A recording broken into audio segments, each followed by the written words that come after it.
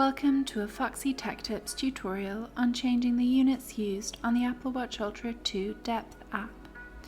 If you find this tutorial helpful, please consider subscribing to my channel and liking the video.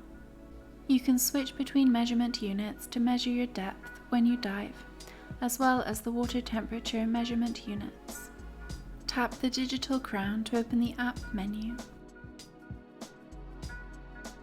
Then tap the Settings cog to open Settings. Scroll down the settings and tap Depth.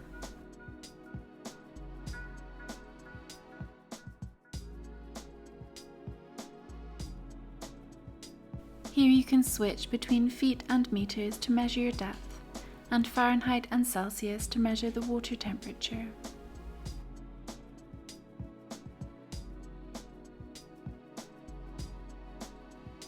The unit with a check mark to the right of it is the selected unit.